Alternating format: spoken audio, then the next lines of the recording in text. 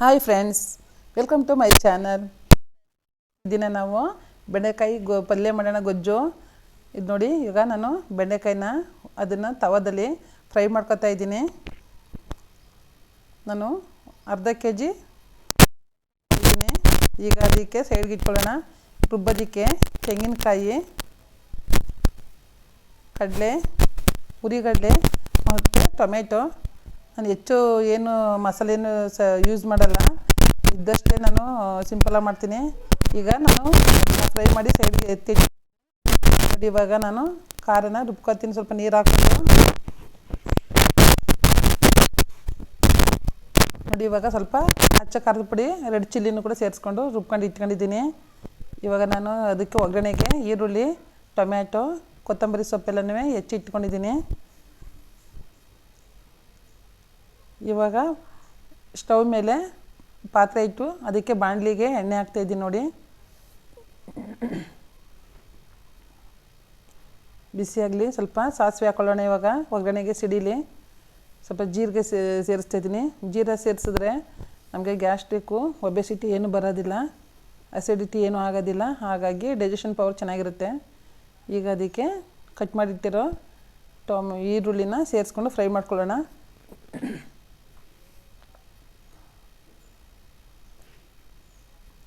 Friends, ಇದೇ ರೀತಿ ನಾನು ಎಲ್ಲ ವೀಡಿಯೋಗಳನ್ನು ಅಪ್ಲೋಡ್ ಮಾಡಬೇಕಂದ್ರೆ ನನ್ನ ಚಾನಲನ್ನು ಸಬ್ಸ್ಕ್ರೈಬ್ ಮಾಡಿ, ಎಲ್ಲ ವೀಡಿಯೋಗಳನ್ನು ನೋಡಿ ಲೈಕ್ ಮಾಡಿ, ಶೇರ್ ಮಾಡಿ. ಫ್ರೆಂಡ್ಸ್, ನಾನು ಇನ್ನೂ ಎಲ್ಲ ವೀಡಿಯೋ ಥರ ನಿಮಗೆ ಹಾಕ್ತೀನಿ, ಎಲ್ಲ ವೀಡಿಯೋಗಳನ್ನ ಪೋಸ್ಟ್ ಮಾಡ್ತೀನಿ. ಇವಾಗ ನಾನು ಟೊಮ್ಯಾಟೊ ಮತ್ತು ಕರಿಬೇವು ಸೊಪ್ಪನ್ನು ಕೂಡ ಸೇರಿಸ್ಕೊಂಡಿದ್ದೀನಿ. ಕರಿಬೇವು ಸೊಪ್ಪನ್ನು ಕೂಡ ಫಸ್ಟೇ ಹಾಕ್ಬಿಟ್ರೆ ಆಯಲಲ್ಲಿ ಫುಲ್ಲು ಫ್ರೈ ಆಗೋಗುತ್ತೆ. ಹಾಗಾಗಿ ಅದು ಸ್ವಲ್ಪ ಸಿಹಿಯಾಗಿ ಇರಲಿ, ತಿಂಡಿ ಜೊತೆ ತಿನ್ಬೋದು ಅನ್ನೋ ಇದಕ್ಕೆ ನಾನು ಲೈಟಾಗಿ ಹಾಕಿದ್ದೀನಿ ಈರುಳ್ಳಿ ಹಾಕಿದ್ಮೇಲೆ. ಈಗ ನಾನು ಫ್ರೈ ಮಾಡಿಟ್ಟಿರೋ ಹಾಗಲಕಾಯಿನೂ ಕೂಡ ಸೇರಿಸ್ತಾಯಿದ್ದೀನಿ. ಎಲ್ಲನೂ ಮಿಕ್ಸ್ ಮಾಡೋಣ. ಮಿಕ್ಸ್ ಮಾಡಿ ಎಲ್ಲನೂ ಫ್ರೈ ಆಗಲಿ. ಇದು ಒಳ್ಳೆ ಹೆಲ್ತಿ ಫುಡ್ಡು ಫ್ರೆಂಡ್ಸ್. ಇದು ಮಕ್ಕಳಿಗೆಲ್ಲ ತುಂಬ ಒಳ್ಳೆಯದು. ನಮಗೆ ಯಾವುದೇ ರೀತಿ ಮಲಬದ್ಧತೆ ಅದಕ್ಕೆಲ್ಲ ಒಳ್ಳೆಯದಾಗುತ್ತೆ. ಮತ್ತು ಈಗ ನಮ್ಮದು ವೆಯ್ಟ್ ಇರುತ್ತಲ್ಲ, ಅದು ಕಡಿಮೆ ಆಗುತ್ತೆ. ವೆಯ್ಟ್ ಲಾಸ್ ಆಗುತ್ತೆ. ಇದಕ್ಕೆ ಸ್ವಲ್ಪ ಅರಿಶಿಣನೂ ಕೂಡ ಸೇರಿಸ್ಕೊಂಡಿದ್ದೀನಿ. ಅರಿಶಿಣ ನಮಗೆ ಆ್ಯಂಟಿಬಯೋಟಿಕ್ಕು, ಹಾಗಾಗಿ ತುಂಬ ಒಳ್ಳೆಯದು.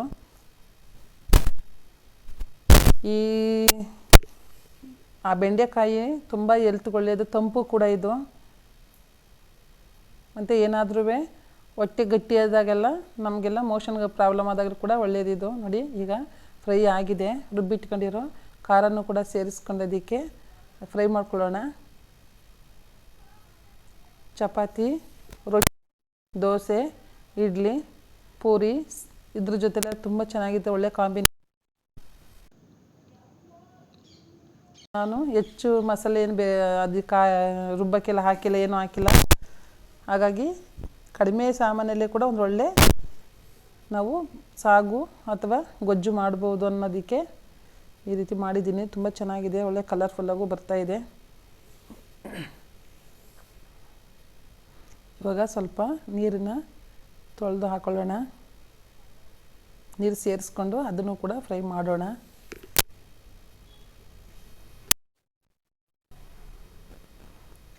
ಸ್ವಲ್ಪ ಅದಕ್ಕೆ ಸಾಲ್ಟನ್ನು ಕೂಡ ಹಾಕಿದ್ರೆ ಸ್ವಲ್ಪ ಬೆಂಡೆಕಾಯೆಲ್ಲ ಉಪ್ಪು ಖಾರ ಎಲ್ಲ ಚೆನ್ನಾಗಿ ಹಿಡಿದಿರುತ್ತೆ, ತಿನ್ನೋಕ್ಕೂ ಟೇಸ್ಟ್ ಇರುತ್ತೆ.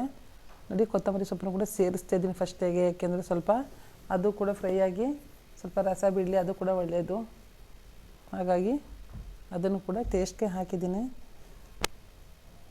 ಎಲ್ಲನೂ ಮಿಕ್ಸ್ ಮಾಡಿ ಫ್ರೈ ಮಾಡೋಣ.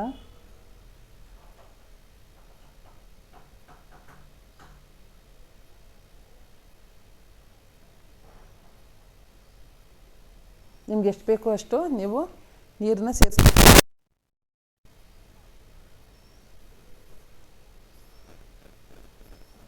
ತೆಂಗಿನಕಾಯಿ ಜೊತೆಗೆ ಸ್ವಲ್ಪ ಹುರಿಗಡಲೆ, ಏನು ತೆಂಗಿನಕಾಯಿನೂ ರುಬ್ಬಬೇಕಲ್ಲ, ಹಾಗಾಗಿ ಅದು ಬೇಗ ಸವಿಲಿ ಅಂದ್ಬಿಟ್ಟು ಕೂಡ ಇದಕ್ಕೆ ಅದಕ್ಕೂ ಸೇರಿಸ್ಕೊತೀವಿ ಒಂದು. ಮತ್ತು ಇನ್ನೊಂದು ಸಾಗು ತೆಳುವಾಗುತ್ತೆ ಅಂದ್ಬಿಟ್ಟು ಗೊಜ್ಜಿಗೆಲ್ಲ ಅದನ್ನು ಸ್ವಲ್ಪ ಹಾಕಿದ್ರೆ ಗಟ್ಟಿ ಬರುತ್ತೆ ಅಂತ ಇದಕ್ಕೂ ಹಾಕ್ತಾರೆ. ನಾವು ಕೂಡ ಹಾಕ್ತೀವಿ. ನೋಡಿ, ಇವಾಗ ಎಲ್ಲ ಸ್ವಲ್ಪ ಮಳ್ತಾ ಇದೆ, ಬೇಯಲಿ ಕ್ಲೀನಾಗಿ. ಇನ್ನೂ